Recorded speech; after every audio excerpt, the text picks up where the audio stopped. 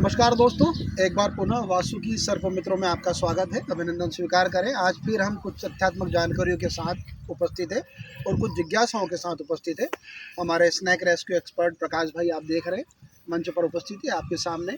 हमने कल आप जो हमारे पास स्पेक्टिकल कोबरा देख रहे हैं, इसे ग्राम मजानिया से हमारे सर्प मित्र एक्सपर्ट प्रकाश भाई ने रेस्क्यू किया था, किंतु आज हम पुनः वापस इस मंच पर आपके सामने इसलिए आए हैं कि हमेशा की भांति कुछ प्रश्न हमेशा हमारे मन में कौंधते आए हैं, इसलिए कि हम उनका जवाब दें। और हमें बेहतर लगता है कि हमारे व्यूवर्स हमसे प्रश्न पूछें, अपनी जिज्ञासाओं का समाधान करें, या उन तक यदि हमारे माध्यम से जानकारी जाती है तो हम इसे सेवा ही समझते हैं और हमारा धर्म ही समझते हैं। इसी तारतम्यता को आगे बढ़ाते हुए आज हमारे मध्य में जो उपस्थित होंगे, ये हमारे मेहमान हम कह सकते हैं, हमारे व्यूवर्स या हमारे मित्र कह सकते हैं, हम उन्हें अपना भाई कह सकते हैं। उनकी भी कुछ जिज्ञासा थी, जिज्ञासु प्रवृत्ति रही है उनकी। हमें जब जानकारी लगती है तो वो भी कमेंट के माध्यम से सबसे कुछ जानना चाहते हैं। हमारे सामने राहुल जी बिठोरे उपस्थित होंगे, उनके मन में भी कुछ प्रश्न है। तो राहुल जी, आपका वासुकी सर्प मित्र मंच पर स्वागत है, आप आइए।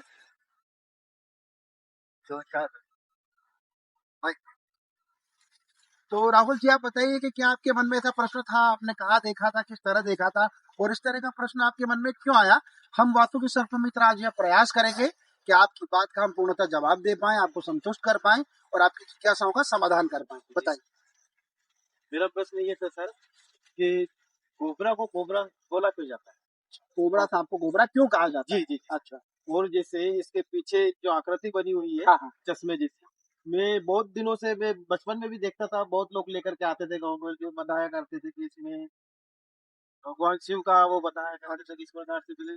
मेरा अर्थ ये है कि वास्तविक ये इसका क्या है, जानने का क्या बनी हुई? जी। बहुत सही राहुल जी, आपने काफी सुंदर प्रश्न किया है। एक बार हम कहीं जगह गए, लेकिन इस तरह का प्रश्न हमसे किसी ने नहीं किया कि आखिर कोबरा को कोबरा क्यों कहते हैं।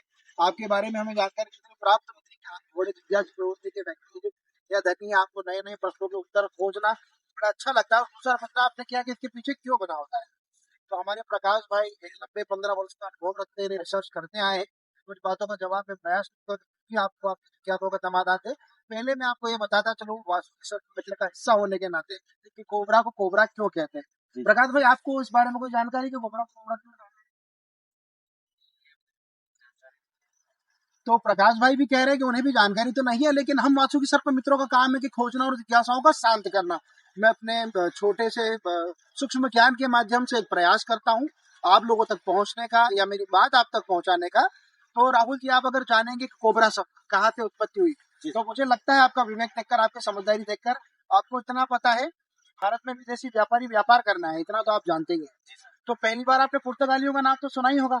लगभग 17 मई 1498 के आसपास पुर्तगाली नाविक, आपको पता क्या नाम था उसका?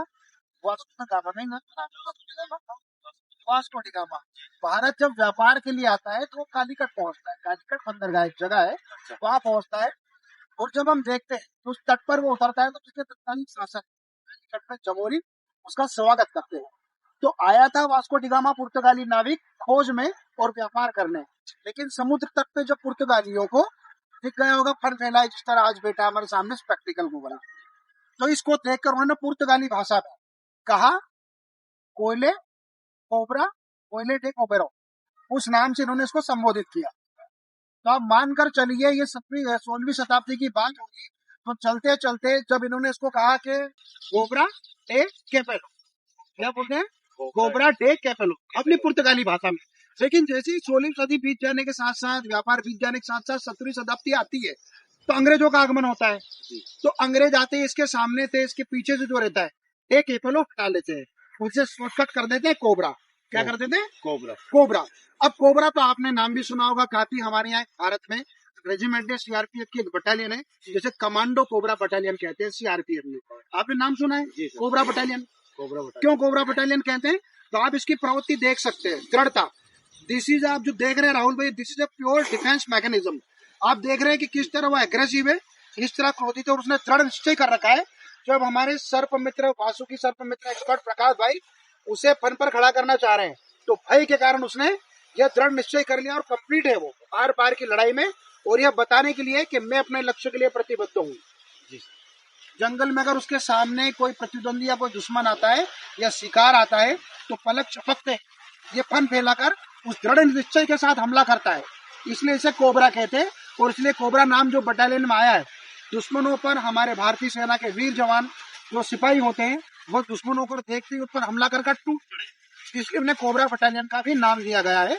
कई बार कमांडोज को भी कोबरा कमांडोज कहा जाता है। एक बात ये, और दूसरी बात जो आपने प्रश्न किया कि आखिर क्या इसके फर के पीछे बना होता है, तो कई बार राहुल भाई जब हम जाते हैं तो कई बार लोग कहते हैं क्या ये कृष्ण जी के पत्नी है या चिन्ह है या कोई परमात्मा की कृपा है या क्यों बने। तो मैं आपको राहुल भाई बताता चलूं, फन को हम हमेशा हमारे वीडियो में बताते हैं, फुट कहते हैं कि इसका सुरक्षा मैकेनिज्म है। जब यह भय में होता है तो अपना फन फैला देता है। और आप जो चिन्ह बने में देख रहे हैं यह अनुवांशिक है, जेनेटिकली से यह चिन्ह बनाते बनते हैं। हमारे कैमरामैन अर्जुन भाई बताएंगे जो पीछे कई बार हमने स्पेक जो चश्मे की भांति बना हुआ है और जिसको आपको लग रहा था कि ये चिन्ह आखिर बने क्यों होते हैं, ये जेनेटिकली होते हैं, ये अनुवांशिक होते हैं। इसलिए कि जब यह जंगल में हो और कोई पक्षी इस पर हमला करे तो उसके रक्षा दूर से उन्हें आंखें लगे और पक्षी इस पर निशाना न बनाए, चोट न मारे, इसलिए प्रकृति में अनुवांशिक तरीके से इसका निर्माण हुआ है। जी। तो राहुल भाई आपको आपकी प्रश्नों का जवाब मिला? जी सर, आप इन बातों से संतुष्ट। वासुकी सर्प मित्र जिस तरह हमेशा से प्रतिबद्ध है सरीसृपों को रेस्क्यू कर उनके पर्यावास में छोड़ने के लिए, हमारे प्रकाश भाई शतक 1.5 दशक से कार्य करते आ रहे हैं।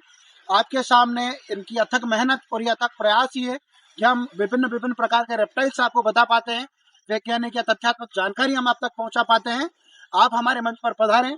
वासुकी सर्प मित्र, हमारे प्रकाश भाई एक्सपर्ट स्नेक रेस्क्यू और हमारी कैमरामैन टीम अर्जुन भाई की ओर से आपका पुनः वार्षिक वासुकी सर्प मित्र अपने चैनल पर स्वागत करती है, धन्यवाद ज्ञापित करती है। आप पधारें। नमस्कार।